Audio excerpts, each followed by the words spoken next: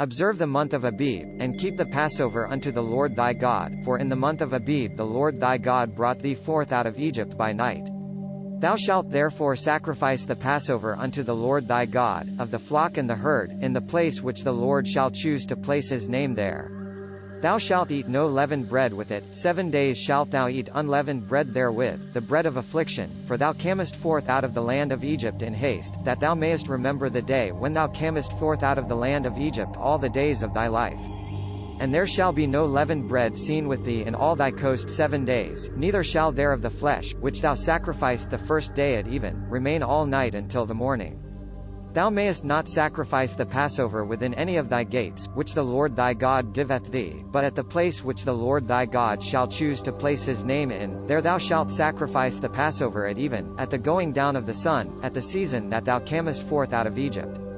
And thou shalt roast and eat in the place which the Lord thy God shall choose, and thou shalt turn in the morning, and go unto thy tents.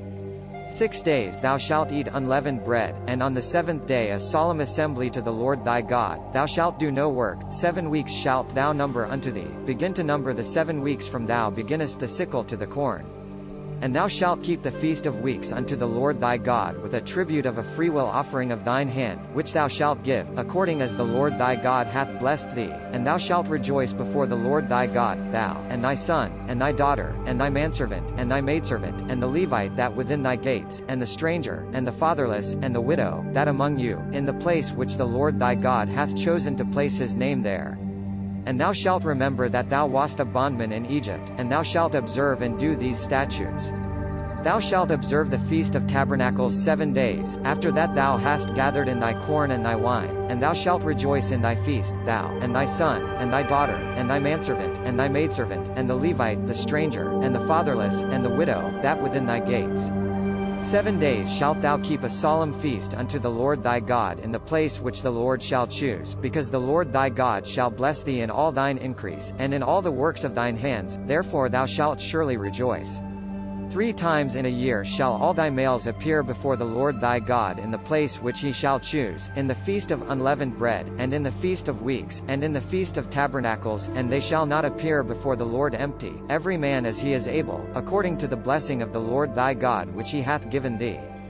Judges and officers shalt thou make thee in all thy gates, which the Lord thy God giveth thee, throughout thy tribes, and they shall judge the people with just judgment. Thou shalt not wrest judgment, thou shalt not respect persons, neither take a gift, for a gift doth blind the eyes of the wise, and pervert the words of the righteous. That which is altogether just shalt thou follow, that thou mayest live, and inherit the land which the Lord thy God giveth thee.